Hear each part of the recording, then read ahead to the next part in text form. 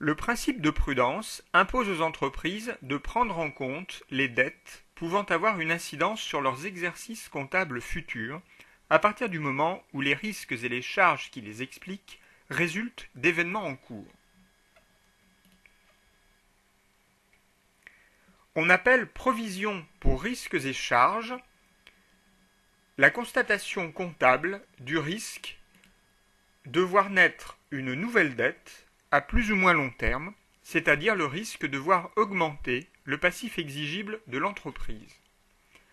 Dans son article 212.3, le plan comptable général nous indique qu'une provision est un passif dont l'échéance ou le montant n'est pas fixé de façon précise. Par conséquent, une provision est liée à la notion d'incertitude. Illustrons-le à partir des exemples suivants. Nous avons un litige en cours avec un salarié. Cette opération est une opération incertaine. Le litige risque d'entraîner le paiement de dommages et intérêts et donc de faire apparaître une dette dans le passif du bilan envers le salarié. Par conséquent, cet événement fera l'objet de l'enregistrement d'une provision pour risques et charges.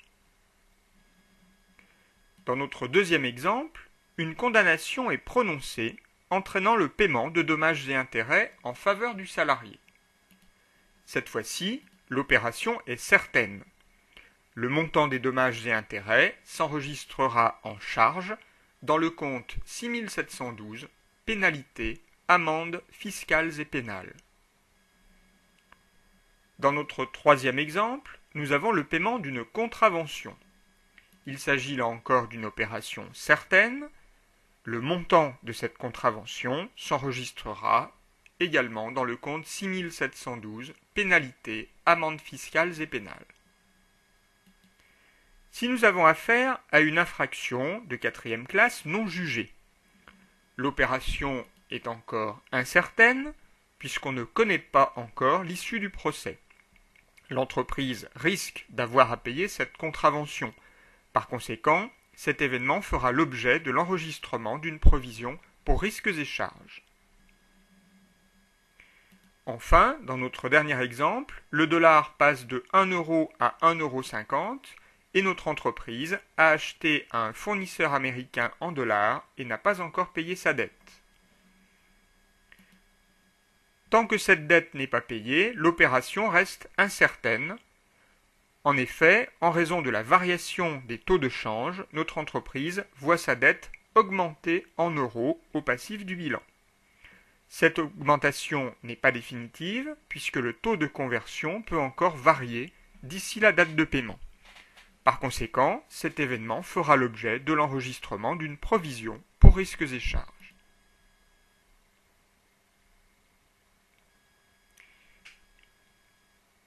L'enregistrement d'une provision pour risques et charges doit intervenir quand à la clôture de l'exercice, les deux conditions suivantes seront réunies.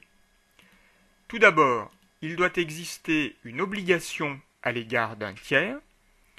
Enfin, une forte probabilité qu'une sortie de trésorerie interviendra au bénéfice de ce tiers sans contrepartie équivalente attendue. En raison du caractère incertain propre aux provisions, les montants devront être justifiés par des calculs fiables, précis et individualisés. Les provisions doivent obligatoirement être enregistrées en comptabilité, que l'entreprise soit bénéficiaire ou déficitaire. Le caractère incertain, pesant sur l'échéance de la dette, explique que les provisions s'enregistrent dans un compte de classe 1, correspondant à un flux monétaire de sortie différée long terme. Plus précisément, les différentes catégories de provisions nous sont listées dans le tableau suivant. Voyons maintenant comment enregistrer la création de notre provision. Pour ce faire, nous allons partir de l'exemple suivant. Le 31 décembre N, l'entreprise Carmino constate qu'un litige est apparu avec son client Vermilo au cours de l'exercice comptable. Le procès en cours pourrait aboutir à la condamnation de l'entreprise qui se verrait contrainte de verser 12 500 € à son client au titre de dommages et intérêts. On vous précise que ce risque est considéré comme exceptionnel dans cette entreprise. D'autre part, un contrôle fiscal en cours pourrait aboutir à un redressement évalué à 18 000 € au titre de la taxe professionnelle. Commençons par enregistrer l'opération relative au litige avec le client Vermilo. Nous allons, pour cette opération, débiter le compte 687,5 dotation aux provisions exceptionnelles pour 12 500 €. Ce compte est utilisé si la provision a un caractère exceptionnel, c'est-à-dire dans le cas où la charge, une fois avérée, s'enregistrera dans les comptes 67. Au crédit, dans la liste des comptes figurant dans le tableau précédent, nous allons utiliser le compte 1511 provision pour litige. Nous allons donc créditer ce compte pour 12 500 €. De la même manière, pour ce qui concerne le contrôle fiscal en cours, nous allons débiter le compte 681,5 dotation aux provisions d'exploitation pour 18 000 €. Ce compte est utilisé si la provision a un caractère d'exploitation, c'est-à-dire dans le cas où la charge, une fois avérée, s'enregistrera dans les comptes 60 à 65.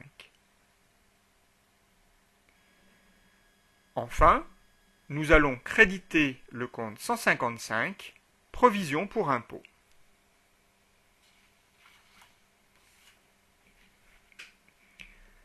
À la fin de l'exercice suivant, nous allons devoir ajuster la provision. À cette date, au 31 décembre N+1, les charges retenues contre l'entreprise Carmino contre son client Vermilo se sont alourdies et le service contentieux estime que les dommages et intérêts pourraient atteindre finalement 20 000 €, c'est-à-dire 7 500 € de plus que la provision constituée l'année précédente. En revanche, la pénalité fiscale envisagée suite au contrôle fiscal pourrait se limiter à 5 000 €, c'est-à-dire finalement 13 000 € de moins que la provision enregistrée à l'inventaire précédent. Ajustons donc nos deux provisions. Concernant le client Vermilo, nous allons devoir enregistrer une augmentation du risque. Par conséquent, nous allons enregistrer un complément de provision sur le même modèle que l'écriture enregistrée le 31 décembre N. Ce complément de provision s'élève à 7 500 €.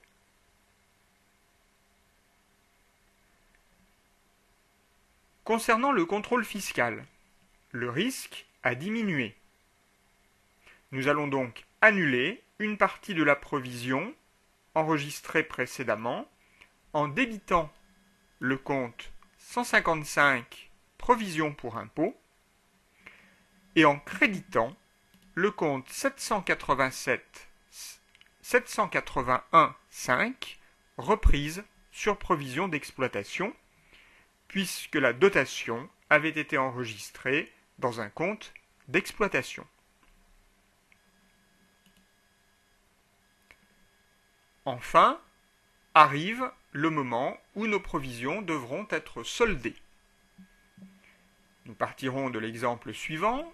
Le 15 mars N+2, le jugement prononcé contre l'entreprise Carmino aboutit au paiement d'une amende de 18 000 € et le 25 avril N+2, le contrôle fiscal aboutit quant à lui à un redressement d'un montant de 6 000 €. Nous allons donc dans un premier temps nous occuper du jugement prononcé contre l'entreprise Carmino dans l'affaire relative à son client Vermilo, et nous allons donc solder la provision en annulant la partie de celle-ci qui n'avait pas encore été reprise.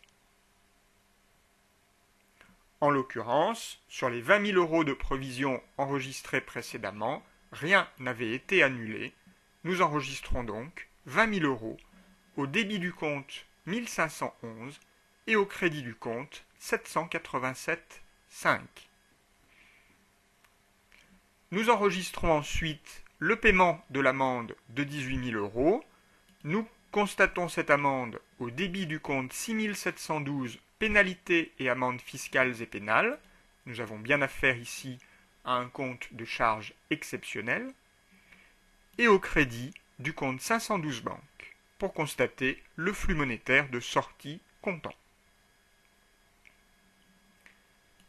Le 25 avril, nous procédons de la même manière pour la provision relative au contrôle fiscal.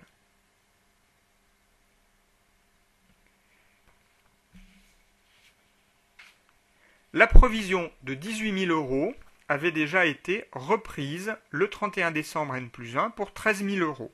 Il ne nous reste donc plus qu'à annuler 5 000 euros en comptabilité, sur le même modèle. Nous débitons donc le compte 155 et créditons le compte 781,5. Enfin, nous enregistrons la taxe professionnelle due en débitant le compte 63 511 et en créditant le compte 512 banques. Nous utilisons bien ici un compte de charges d'exploitation, raison pour laquelle nous avions enregistré notre provision dans un compte de charges d'exploitation et nous l'avons annulé dans un compte de produits d'exploitation.